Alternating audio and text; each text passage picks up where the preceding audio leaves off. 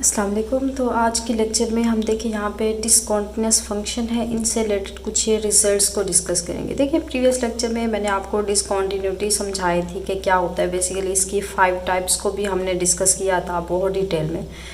तो वो टाइप्स आप देख लें, डिसकंटिन्यूअस फंक्शन क्या होते हैं उनको आप देख लें, तब जाके आपके ये जो रिज़ल्ट हैं आपको क्लियर हो जाएंगे। देखिए मैं थोड़ा सा आपको रिकॉल कर देती हूँ। जैसे कि हमने बात की थी डिसकंटिन्यूटी को पढ़ने से पहले आपको कॉन्टिन्यूअस फंक्शन का पता हो। तो कॉन्टिन्यूअस फंक्शन एक ऐसा फंक्शन होता है जिसकी अगर मैं बात करूँ यहाँ पे लेफ़्ट हैंड लिमिट, लेफ़्ट का मतलब x tend to a negative छोटा सा लगा दें, तो ये आपकी फंक्शन की लेफ़्ट हैंड लिमिट होती है। अगर ये इक्वल आपके पास आ रही है limit x tend to a positive, मतलब आपकी ये राइट हैंड लिमिट है, ये दोनों इक्वल आ जाए तो हम कहते हैं हमारी लिमिट एग्जिस्ट कर रही है। और अगर इसमें तीसरी कंडीशन भी हो जाए कि मतलब उसी ए पॉइंट पे आपकी फंक्शन की वैल्यू भी सेम इक्वल उसी के आ जाए, मतलब तीनों का आंसर सेम आ जाए, फॉर एग्जाम्पल मैं एल दे दूँ, तो ऐसे फंक्शन को हम कहते हैं हमारा फंक्शन जो है कॉन्टीन्यूअस है। अब इस फंक्शन की डिसकॉन्टीन्यूटी देखिए कब होगी, ये फंक्शन आपका डिसकॉन्टीन्यूअस कब होगा, जब इन तीनों में से कोई एक भी उसके इक्वल ना आए। या तो आपकी लिमिट ना एग्जिस्ट करे, या फर्स्ट लिमिट यहाँ पे ये इक्वल ना हो, या ये इक्वल आ जाए फंक्शन की वैल्यू के इक्वल ना हो, या बिल्कुल आपकी लिमिट एग्जिस्ट ना करे, मतलब कि इन्फिनिट आंसर आ जाए। तो कोई भी पॉसिबिलिटी हो सकती है। तो इन सारी पॉसिबिलिटीज़ को हमने डिस्कस किया था डिफरेंट टाइप्स, 5 हमने टाइप्स पढ़ी थी, जिसके अंदर अब देखिए यहाँ पे जंप आपका इन्वॉल्व हो रहा है। तो जंप डिसकॉन्टीन्यूटी वो डिसकॉन्टीन्यूटी होती है जिसके अंदर तीनों आपकी जो यहाँ पे लिमिट्स हैं वो एग्जिस्ट करेंगी। मतलब कि आप लेफ़्ट हैंड लिमिट फाइंड करें, एग्जिस्ट करेगी, मतलब इसका कोई एक रियल नंबर आंसर आएगा। फॉर एग्जाम्पल मैं कह देती हूँ m आंसर आ रहा है, और राइट हैंड लिमिट का आंसर कोई आएगा लेकिन वो इसके इक्वल नहीं होगा। एग्जिस्ट करेंगी तीनों, ये बल्कि इक्वल नहीं होगी। जैसे इसका आंसर मैं कहती हूँ m आ रहा है, इसका आंसर n आ रहा है और इसका आंसर l आ रहा है।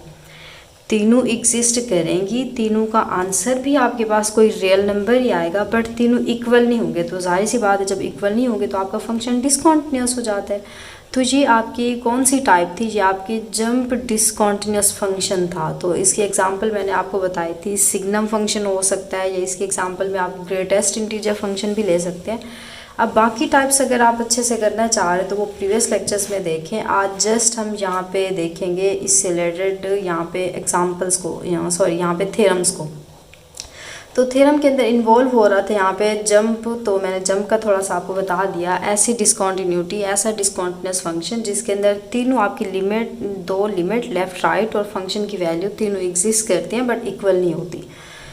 अच्छा, अब फर्स्ट रिजल्ट हमें ये कह रहे हैं कि अगर आपके पास कोई ऐसा फंक्शन गिवन हो जिसके अंदर जंप आ रहा है, मतलब वो डिसकॉन्टीन्यूअस हो रहा है, और वो टाइप कौन सी आ रही है, जंप डिसकॉन्टीन्यूटी आ रही है, तो उसका आपने साइज़ कैसे बताना है। तो उसका साइज़ ये होगा, मैंने आपसे कहा कि जंप डिसकॉन्टीन्यूअस के अंदर लेफ़्ट और राइट दोनों एग्जिस्ट करती हैं। तो जब वो एग्जिस्ट करेंगी तो आप उनका डिफरेंस फाइंड करेंगे, लेफ़्ट हैंड लिमिट पहले लिखें या राइट आप पहले लिखें। बात देखिए क्योंकि यहाँ पे मॉडुलस इन्वॉल्व हो रहा है। तो जब मोड फंक्शन हो, देखिए मैं यहाँ पे 5 - 3 करूँ या मैं यहाँ पे 3 - 5 करूँ, तो दोनों के मॉडुलस का आंसर देखिए, यहाँ से आपको 2 मिलेगा, 2 का मोड अगेन 2, यहाँ से -2 मिलेगा, बट इसको मोड जो है वो पॉजिटिव कर देगा। तो यही रीज़न है, मोड होने की वजह से आप पहले लेफ़्ट राइट करते हैं या पहले राइट राइट करते हैं तो दोनों का आंसर सेम आएगा। अच्छा खैर, तो हमारा जंप साइज़ जो होगा, जो भी जंप आपका डिसकॉन्टिन्यूअस फंक्शन आ रहा है जिसमें जंप इन्वॉल्व हो रहा है, जंप डिसकॉन्टिन्यूटी जिसकी हो रही है, तो उसका साइज़ आप कैसे फाइंड करेंगे। आप उसका साइज़ इस तरह से फाइंड करेंगे। अब देखिए बाय एग्जांपल इसको हम देख लेते हैं। जैसे कि मैं यहाँ पे सिग्नम फंक्शन आपने पढ़े थे, सिग्नम फंक्शन मैंने आपको करवाया था। तो सिग्नम फंक्शन का देखें ग्राफ कुछ ऐसे था। इनफैक्ट आप ग्राफ अगर ना भी देखें तो आपका हो जाएगा, बट फिर भी देखें थोड़ा सा इसको कर लेते हैं। तो ये आपका ग्राफ है। तो यहाँ पे ये आपका 0 होता है, नीचे नेगेटिव होता है, यहाँ पे पॉजिटिव 1। तो अब देखें जंप आ रहा है, बिल्कुल आपका फंक्शन की वैल्यू देखें 0 पे दे रहा है, और इसके अगर लेफ़्ट हैंड लिमिट देखें तो यहाँ आ रही है, राइट हैंड लिमिट ऊपर आ रही है। तो इसका देखिए जंप, वैसे ग्राफ से देखें तो यहाँ से यहाँ तक डिस्टेंस 1 है, यहाँ से यहाँ तक डिस्टेंस 1 है, तो टोटल आपका 2 आ रहा है, मतलब 2 का जंप आ रहा है इसके अंदर, आप इसको अगर ग्राफिकली समझना चाह रहे हैं। बट अगर ग्राफ आपके माइंड में नहीं आ रहा तो आप इसकी लेफ़्ट और राइट लिमिट अलग से फाइंड करें। तो उसके लिए सबसे पहले आपको पता हो कि आपका सिग्नम फंक्शन क्या होता है। तो सिग्नम फंक्शन देखिए हमने ये पढ़ा था कि x mod बाय x होता है कब, जब x 0 के इक्वल ना हो, और अगर x 0 के इक्वल आ जाए तो आपको फंक्शन की वैल्यू 0 मिलती है। ये आपका सिग्नम फंक्शन होता है। या कुछ बुक्स में ऐसे भी होता है एक्स मोड नीचे होता है एक्स ऊपर, तो पाथ दोनों एक ही है। अच्छा, अब अगर मैं इसकी लेफ़्ट और राइट लिमिट को फाइंड करना चाह रही हूँ, तो देखिए इसकी लेफ़्ट राइट लिमिट कैसे फाइंड करेंगे। लेफ़्ट और राइट लिमिट ऐसे फाइंड करते हैं, पीस वाइज आपके फंक्शंस हैं या आपने पढ़े हुए हैं, या इनफेक्ट नहीं पढ़े तो इंशाल्लाह नेक्स्ट लेक्चर्स के अंदर हम पढ़ लेंगे। तो x नॉट इक्वल 0 का मतलब ये है कि ऑब्वियसली बात है, मैं कहती हूँ x 0 नहीं लेना, तो 0 के अलावा आप x 0 से बड़ा ले सकते हैं या 0 से छोटा ले सकते हैं। तो आपकी यहाँ पे अगर आप लेफ़्ट लिमिट फाइंड करें तो लेफ़्ट लिमिट का मतलब है x आप 0 पे ब्रेक हो रहा फंक्शन, तो x टेंड टू 0 करेंगे। लेफ़्ट का मतलब होता है ऊपर छोटा सा आप नेगेटिव लगा दें, तो ये आपकी लेफ़्ट हैंड लिमिट होती है। और अगर मैं यहाँ पे राइट हैंड लिमिट फाइंड कर रही हूँ x tend to 0 positive side से। अब देखिए इसका बेसिकली मतलब क्या होता है, x लेस 0 का मतलब या x टेंड टू 0 नेगेटिव का मतलब नेगेटिव साइड से। जैसे आपका ग्राफ है ना, 0 को आपने अप्रोच करना है, जब आप नेगेटिव साइड पे अप्रोच करेंगे तब आंसर क्या आएगा, जब आप पॉजिटिव एक्स एक्सिस से अप्रोच 0 को करेंगे तब आपका आंसर क्या आएगा, बेसिकली हमें ये बताते हैं। अच्छा, अब दोनों पे फंक्शन आपका सेम रह रहा है, चाहे आप लेफ़्ट लिमिट फाइंड करें चाहे आप यहाँ पे इसकी राइट हैंड लिमिट फाइंड करें, फंक्शन देखें सेम वही आ रहा है।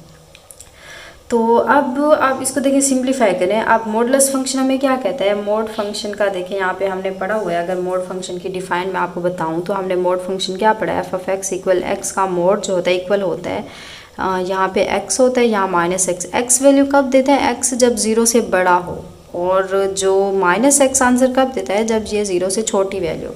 तो देखिए x tend to 0 negative side का मतलब आप x की वैल्यू 0 से लेस ले रहे हैं, तो जब 0 से लेस ले रहे हैं तो हमारा फंक्शन जो होगा मोड ख़त्म हो जाएगा, तो -x आ जाएगा डिफाइसर में x।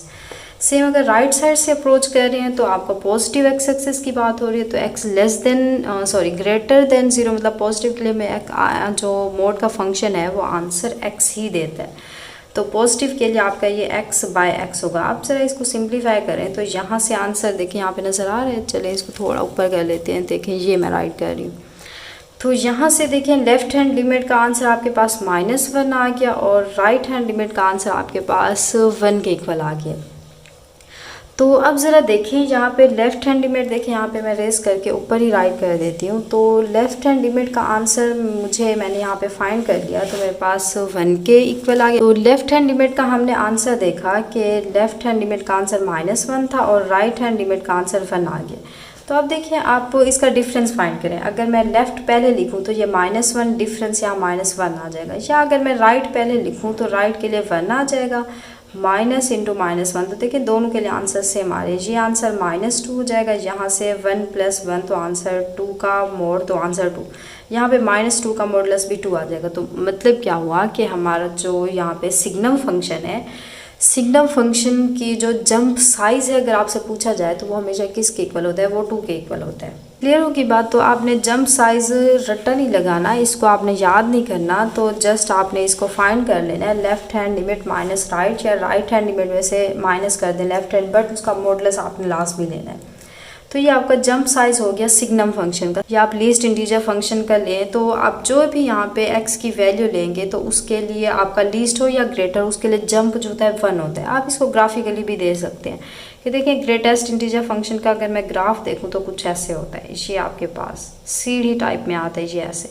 अगर यहाँ से देखें तो ये ऐसे होता है। तो अब देखिए इसके अंदर जंप या गैप जो है कितने का आ रहा है, 1 का आ रहा है। देखिए यहाँ पे वैल्यू 0 होती है, यहाँ पे 1 है, तो 1 पे ये जंप करके वैल्यू 2 पे चल जाती है, ये आपका यहाँ पे 2 है। अच्छा, अब यहाँ पे अगर मैं बात करूँ तो ये आपका 3 है। तो देखिए जंप जो है वो गैप जो है वो 1 का आ रहा है। या आप इसकी लिमिट फाइंड करके भी कर सकते हैं। आप रियल एनालिसिस के कैलकुलस के अंदर अगर जाएँ तो मॉडुलस फंक्शन हर टाइप का, किसी भी टाइप का मॉडुलस फंक्शन आ जाए उसकी लिमिट मैंने आपको करवाई हुई है। जैसे मैं कहती हूँ मोड फंक्शन है, यहाँ पे x/2 आ जाए, या मॉडुलस के अंदर x-2/x- यहाँ पे 2 ऊपर होल का स्क्वायर है, इसका आपने मॉडुलस फंक्शन फाइंड करना है। या सिंपल x का यहाँ पे लिमिट फाइंड करनी है, x टेंड टू 2 कर दें, x टेंड टू 0 इन्फिनिट कुछ भी कर दे। तो इस टाइप की सारी एग्जांपल्स जो हैं वो हमने कैलकुलस के अंदर की हुई है। तो ये सारी आप यहाँ पे जो ग्रेटेस्ट लीस्ट इंटीजर फंक्शन है इनकी लिमिट अगर करना चाह रहे हैं अच्छे से तो वो कैलकुलस में जाके कर लें। देखिए जब तक कैलकुलस आपकी क्लियर नहीं होगी तो रियल पे भी आप नहीं आ सकते, रियल को भी आप नहीं कर सकते।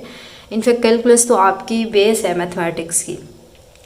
अच्छा, तो अब यहाँ पे बात हो रही थी इसकी लिमिट की। अगर मैं सिंपल वर्ड्स में आपको बताऊं कि लिमिट आपने यहाँ पे x की फाइंड करनी है, x टेंड टू, अगर यहाँ पे कोई आपके पास इंटीजर आ रहा है, इंटीजर वो 0 हो सकता है, 1 हो सकता है, -1, इंटीजर का मतलब 0 + -1 + -2 + -3 एंड सो ऑन। तो ये जब आ जाए तो आपको पता है कि 1 के ऊपर देखिए हमारा फंक्शन ब्रेक हो रहा है, 2 पे फंक्शन ब्रेक हो रहा है, तो लिमिट एग्जिस्ट नहीं करती। मतलब लेफ़्ट और राइट का लिमिट का आंसर जो होता है आपके पास वो सेम नहीं आता। अगर मैं यहाँ पे 0 के लिए फंक्शन के लिए देख रही हूँ तो 0 पे देखिए हमारी, अगर मैं लेफ़्ट हैंड लिमिट यहाँ पे फाइंड करूँ कि मैं देखिए यहाँ पे लेफ़्ट साइड पे 0 पे जाऊँ और मैं राइट साइड पे जाऊँ तो एक का आंसर 0 आएगा, दूसरे का -1। तो लेफ़्ट में से राइट को माइनस करें, राइट को माइनस करें लेफ़्ट में से, तो आंसर देखिए यहाँ तो -1 का मोड आएगा या यहाँ पे 1 का मोड आएगा। दोनों का आंसर देखिए 1 आ रहा है, तो मतलब जंप आपके पास 1 ही आएगा। या आप यहाँ पे x टेंड टू 2 पे भी लिमिट फाइंड करें तो इंटीजर पे हमेशा आपके पास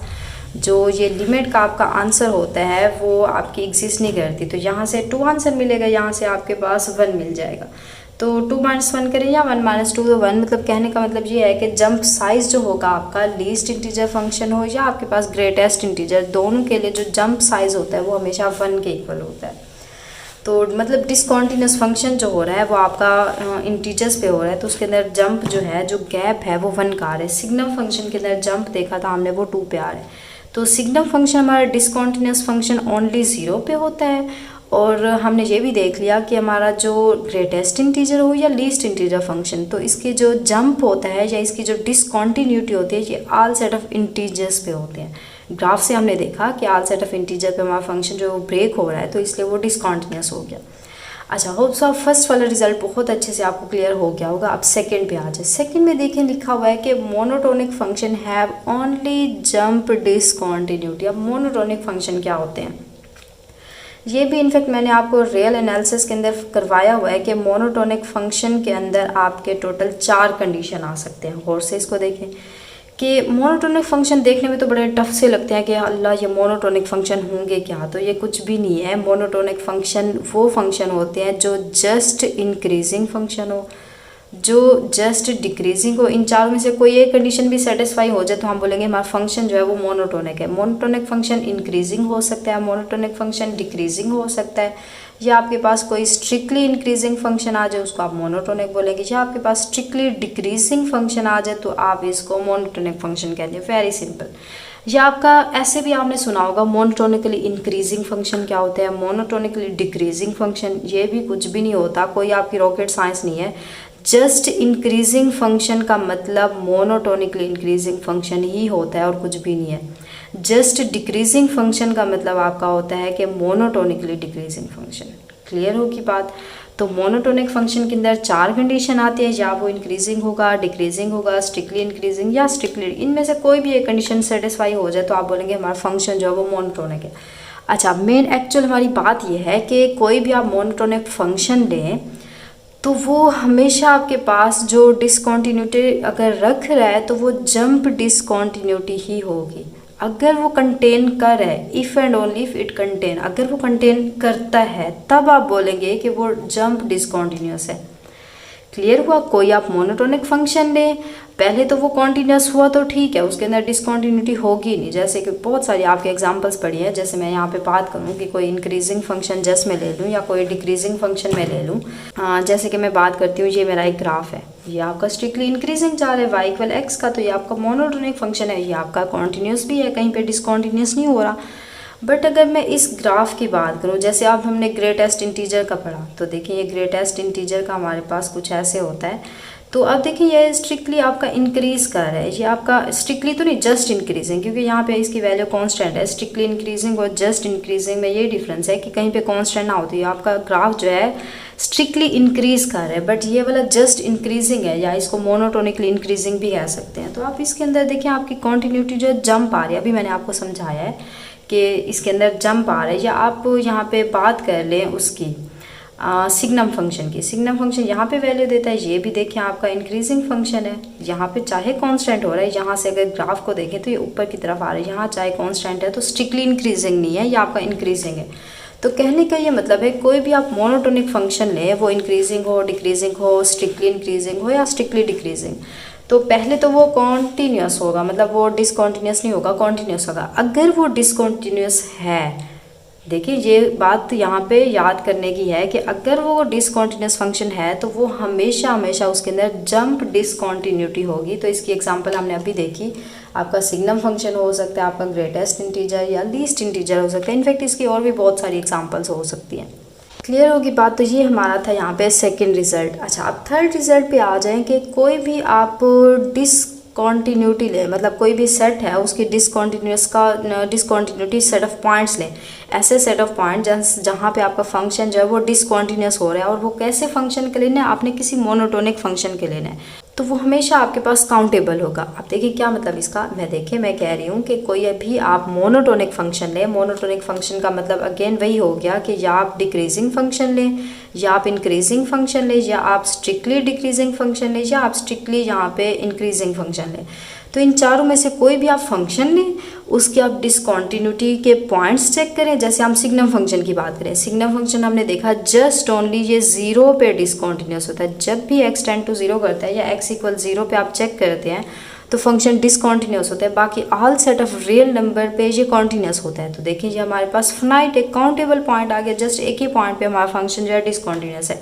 तो मतलब कोई भी इन चारों में से फंक्शन ले लें, मतलब कोई भी आप मोनोटोनिक फंक्शन लें, अगर उसके डिसकॉन्टीन्यूस पॉइंट आप चेक कर रहे हैं तो वो हमेशा काउंटेबल होंगे। ऐसा नहीं हो सकता कि वो आपके अनकाउंटेबल सेट्स के ऊपर वो आपका फंक्शन जो है वो डिसकॉन्टीन्यूस हो जाए।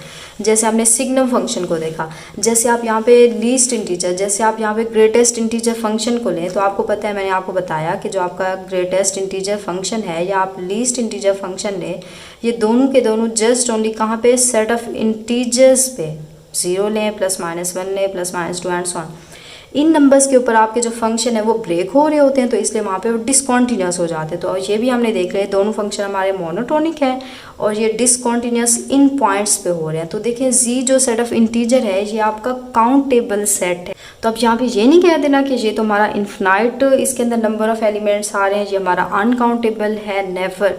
अब इनफैक्ट ये काउंटेबल सेट क्या होते हैं, अनकाउंटेबल सेट क्या होते हैं, ये इनफैक्ट हमने इसी रियल एनालिसिस के अंदर, इनफैक्ट रियल एनालिसिस में मैंने आपको नहीं करवाया, ये कोई आपका सब्जेक्ट है उसके अंदर मैं करवा रही हूँ, इनफैक्ट मुझे याद नहीं आ रहा, आई थिंक रियल में ही मैंने आपको करवाया हुआ है। तो अगर नहीं करवाया तो इनफैक्ट ये आई थिंक मैंने करवा दिया, रियल एनालिसिस के अंदर ही मैंने आपको करवा दिया है। काउंटेबल सेट हम कैसे देखते हैं, इन्फिनाइटली काउंटेबल, ये सारी टाइप्स बहुत अच्छे से बहुत डिटेल में हमने की हुई है।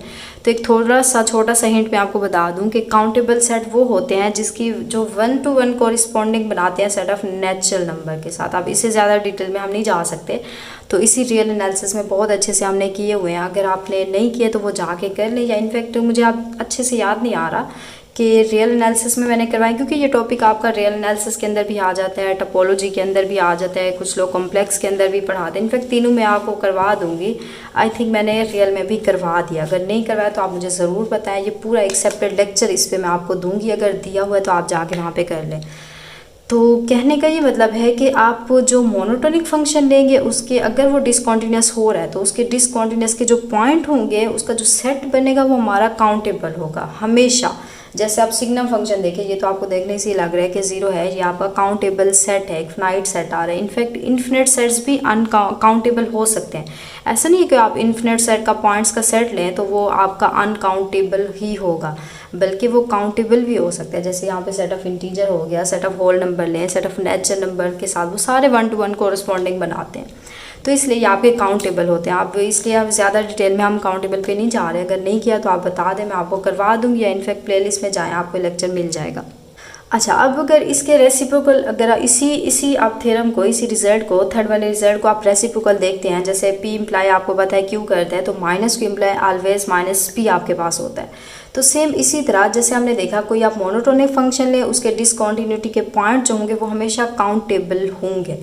बट अगर आप कोई एक फंक्शन लें तो उस फंक्शन के डिसकॉन्टीन्यूस पॉइंट जो है, वो डिसकॉन्टीन्यूटी के पॉइंट्स जो हैं उससे जो सेट बन रहा है, तो वो अनकाउंटेबल कब होगा? वो तब होगा जब आपके पास जो फंक्शन है वो मोनोटोनिक ना हो। जब भी फंक्शन मोनोटोनिक होगा उसके डिसकॉन्टीन्यूटी के आप पॉइंट देखेंगे वो हमेशा आपके पास काउंटेबल होंगे। बट अगर आप कोई डिसकॉन्टीन्यूटी पॉइंट देख रहे हैं वो आपके पास अनकाउंटेबल आ गया, तो आपके पास नॉन मोनोटोनिक फंक्शन होगा। ऐसा नहीं हो सकता कि आपका फंक्शन मोनोटोनिक आ जाए और उसके जो सेट ऑफ डिसकंटिन्यूटी पॉइंट्स आ रहे हैं वो आपके पास अनकाउंटेबल आ जाए। नेवर। जो मोनोटोनिक फंक्शन है उसके डिसकंटिन्यूस के पॉइंट होंगे हमेशा वो काउंटेबल होंगे, और जिसके डिसकंटिन्यूस पॉइंट आपके अनकाउंटेबल आ रहे हैं तो आप बोल सकते हैं आपका जो फंक्शन है वो मोनोटोनिक हो ही नहीं सकता। क्लियर होगी बात। तो होप सो आज का लेक्चर आपको क्लियर हो गया होगा, बट फिर भी कोई भी प्रॉब्लम कोई भी इशू आ रहा है तो आप ज़रूर मुझे कमेंट किया करें, मैं इंशाल्लाह आपको ज़रूर रिप्लाई करूँगी। तो यहाँ पे डिसकंटिन्यूटी के लिए थोड़े से हमने पॉइंट्स यहाँ पे थोड़े से थ्योरम्स या आप नोट कह दें कुछ भी कह दें, ये मैंने आपको करवाए।